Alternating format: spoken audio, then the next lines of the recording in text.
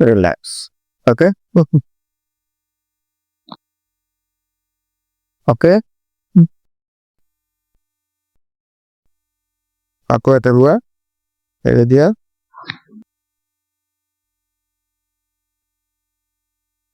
Pause কৰি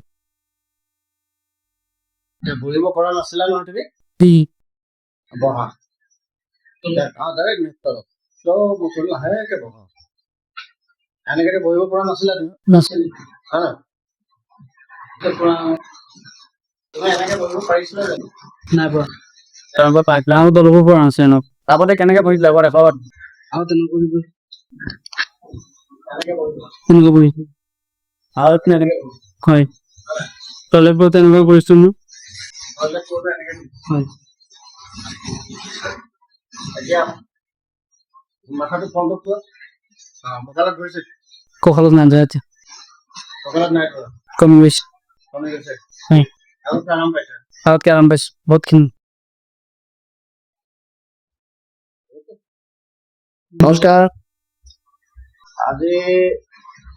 Facebook চেনেলৰ জৰিয়তে মই আপোনালোকৰ সন্মুখত আকৌ আহিলো আজি এজন ৰোগী আছিলে আমাৰ লগত ৰোগীজনৰ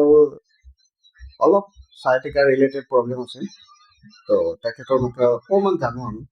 আৰু আলাপ আলোচনা কৰিম আৰু বিশেষ তেনেকুৱা একো নাই আপোনাৰ ভাল নামটো হয় নমস্কাৰ মোৰ নাম শ্ৰী আশিষ মিতা মই ৰায়পুৰৰ পৰা আহিছোঁ হ'ব আপুনি তুমি মোক ক'লে চাই কৈ থাকিলে হ'ল কেমেৰা চলি থাকিব দিয়া একো নাই আমি কথাহে পাতিম এনেকে ডাইৰেক্ট মোলৈ চাই কথা কৈ থাকিব একদম নৰ্মেল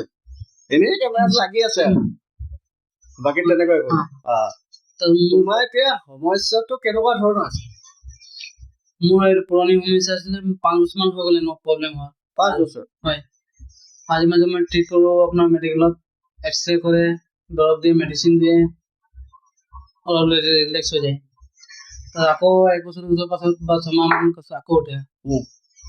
তেতিয়া উপায় নাপায় আকৌ ইঞ্জেকশ্যন লওঁ বা দৰৱ মেডিচিন খাওঁ মানে তোমাৰ বেমাৰটো 5 বছৰ পুৰণি মেডিকেল ট্ৰিটমেণ্ট বহুত কৰিলা ইঞ্জেকশ্যন মেডিচিন লৈ মানে প্ৰেজেণ্ট টাইম অলপ ভাল পোৱা আৰু তাৰপিছত আকৌ আহিলে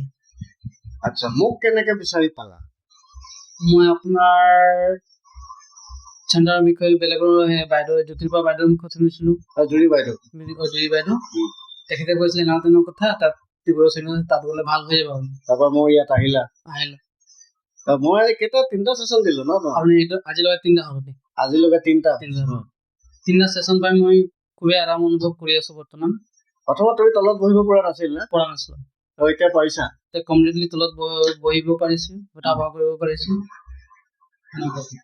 মানে কনফিডেন্ট আহিছে না এতিয়া নৰ্মেল লাইফত মই আহিম তোমাৰ কনফিডেন্ট আহিছে ফুল কনফিডেন্স আছে আচ্ছা সত্য কথা কৈছে তো নে কেমেৰা ফ্ৰণ্টত তুমি নাই সত্য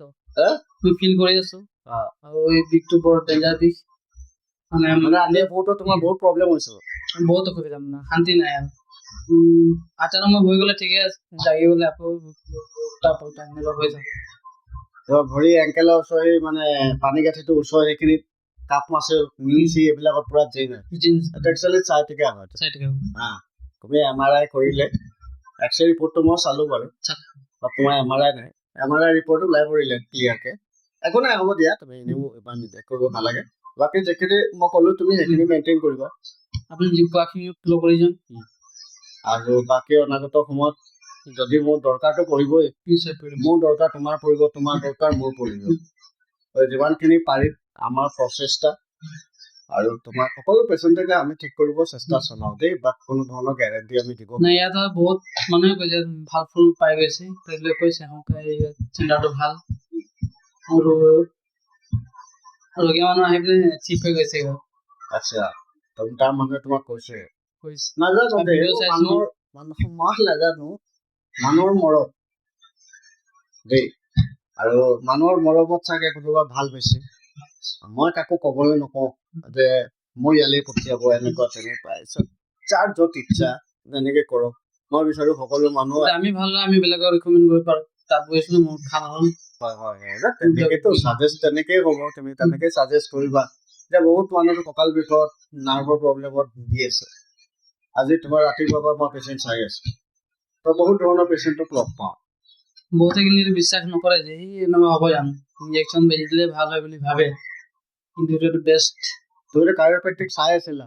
এতিয়া তোমাৰ ওপৰত কাইৰোপ্ৰেক্টিক এপ্লাই কৰিলো কৰিলে তুমি কমফৰ্টেবল আছা কাইৰোপ্ৰেক্টিকত কিবা খেলি মেলি পাইছা নেকি নাই পোৱা মোৰ ট্ৰিটমেণ্টত স্পেচিয়েলি মোৰ ট্ৰিটমেণ্টত কিবা খেলি মেলি নাই পোৱা নাই সঁচা সঁচা কথা কৈছা 100% কাৰণ চোৱা মোৰ কিবা ভুল হ'লে মই তোমাৰ পৰা শিকিব পাৰিম মোৰ বিহেভিয়াৰ হওক বা মোৰ যি হওক তো মানুহক বিচাৰো মই গোটেইখিনি আপোনাক ভাল পাইছোঁ আচ্ছা মানে আপোনাৰ ব্যৱহাৰ পাতি চব কম ধামাত নপাইছা ট্ৰিটমেণ্ট খুব ভাল আছে ঘৰুৱা নিচিনা আপুনি ট্ৰিটমেণ্ট কৰে বাকী এতিয়া হ'ল অ'কে তোমাৰ বডি Yes, কোনো প্ৰব্লেম নাই বৰ্তমান প্ৰব্লেম নাই তোমাৰ এতিয়া বহাবত যিখিনি কাম তুমি কৰিব পৰা নাছিল হয়। সেইখিনি কাম মই তোমাক ইয়াত কৰাই পঠিয়াম ঘৰৰ পিনে আছে। যিটো ভৰি তোমাৰ ইমানটো উঠিছে সেইটো ভৰি কমপ্লিট উঠাই দিছে কোন লাগিছে এইটো লাইভ হৈ আছে না তোমাৰ লাইভ আছে তাততো মই চাহটো ক'বই নাই নাই তোমাৰ ভৰিটো ইমানটো উঠিছে বেডত যেতিয়া শুই থাকে তাৰ ফলত মই ইমানটো উঠাই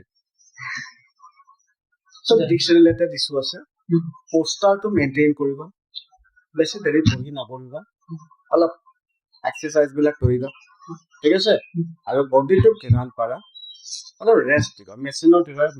দৰে বডিটো নকৰা বুজি পাইছা সেইকাৰণে আমি সদায় প্ৰেক্টিকেল লাইফত এক্সাৰচাইজবিলাক কৰি যাব লাগে যিমান ফ্লেক্সিবল হ'ব সিমান তোমাৰ বেমাৰৰ পৰা দূৰত থাকিবা সেইখিনি ক'বলগীয়া আছিলে বাকীটো নাই